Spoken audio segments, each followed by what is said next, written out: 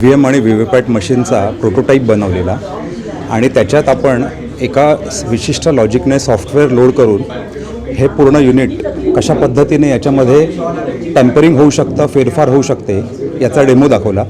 म्हणजे आपण 4 symbol select केलेले 4 फळांचे आणि त्या सिम्बॉलनुसार केळं होतं, कलिंगड होतं, नंतर सफरचंद होतं आणि टरबूज होतं। तर सफरचंदाला जिंकवण्यासाठी जी प्रक्रिया पाहिजे तर ती प्रक्रिया त्या सॉफ्टवेअरच्या माध्यमातून आपण लोड केली आणि त्या सफरचंदाला आपण ह्या प्रोग्रामच्या माध्यमातून जिंकून दाखवलं। पण हे प्रॅक्टिकली शक्य आहे का आणि हे सेंट्रलाइज पद्धतीने कसं टेम्पर होऊ शकतं आणि कोण मॉनिटरिंग करतं त्याची सिस्टीम पूर्ण आरोप कोणावर? हो, निवडणूक आयोग याला पूर्णपणे जबाबदार आहे। निवडणूक आयोग सांगतं की ह्या मशीन स्टँडअलोन आहेत, ह्या इंटरनेटला कनेक्टेड नाही आहेत, वायफायला कनेक्टेड नाही आहेत, कशालाच नाही आहेत, परंतु 7A फॉर्म जो असतो ज्याच्यामध्ये सर्व उमेदवारांचं नाव, त्यांचा अनुक्रमांक, सिम्बॉल आणि त्यांच्या पक्षाचं नाव, ह्या 4 गोष्टी ज्या आहेत या निवडणूक अर्ज मागे घेण्याच्या नंतर ह्या सगळ्या मशीनमध्ये लोड करावे लागतात आणि त्याच्यासाठी एक डिव्हाइस असतं, त्याला सिम्बॉल लोडिंग युनिट असं म्हटलं जातं। तर सिम्बॉल लोडिंग युनिट हे कम्प्युटरला किंवा लॅपटॉपला कनेक्ट केलं जातं आणि तो लॅपटॉप निवडणूक आयोगाच्या मध्यवर्ती सर्व्हरला इंटरनेटच्या साहाय्याने कनेक्ट केला जातो।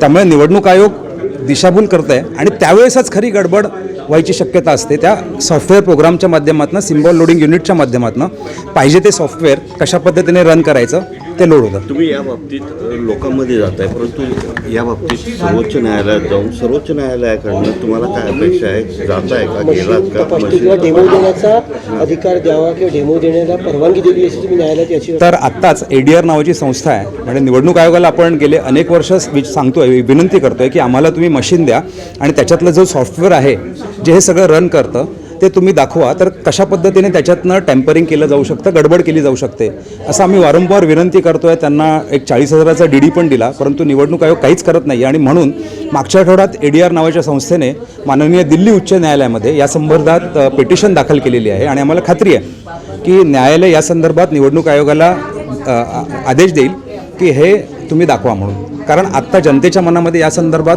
मोठ्या प्रमाणात संभ्रम आहेत। हटाओ सेना की बनाई हुई EVM मशीन में किस प्रकार काले कांच और EVM सेंसर के द्वारा चोरी हो सकती है इलेक्ट्रॉनिक और पेपर वोट की 100% मैचिंग के साथ ये हमने अभी दिखाया। और ये पॉसिबल किस लिए है, क्योंकि यहाँ पर ये जो वीवीपैट 2017 से पहले का था वो ट्रांसपेरेंट था और उसमें 15 सेकंड के लिए लाइट जलती तो स्लिप आते हुए, ठहरते हुए, कट के गिरते हुए दिखती थी। 2017 के जून के आसपास ये स्लिप को जो है वो काला कर दिया गया। काला करने के बाद में यहाँ सिर्फ 7 सेकंड के लिए जो है वो स्लिप दिखाई देती है। इसके जितने लोगों की वोट चोरी करनी है वो इस तरह से हो सकता है। इसके अलावा उसमें लगे हुए जो EVM सेंसर हैं वो EVM सेंसर के माध्यम से भी किस तरह चोरी हो सकती है ये हमने दिखाया। तो हम देश की जनता से अपील करेंगे कि वो इलेक्शन कमीशन को और प्रधानमंत्री कार्यालय को इस तरह के पोस्ट कार्ड भेजें और ये पोस्ट कार्ड भेजकर जिसे कहते हैं EVM रद्द करने के लिए देश में एक बड़ा आंदोलन खड़ा करें। हर महीने ये पोस्ट कार्ड EVM हटाओ सेना अपनी तरफ से भेजती है, तो देश की जनता हर महीने के किसी भी एक तारीख को किसी एक समय इसको कर सकती है। हम महीने की 5 तारीख को 5 बजे करते हैं। उनको जो सूटेबल समय लगे उस तारीख को वो अपने पास के पोस्ट बॉक्स पे जाकर ज़्यादा से ज़्यादा संख्या में इसे भेजकर एक आंदोलन खड़ा करने की कोशिश करें।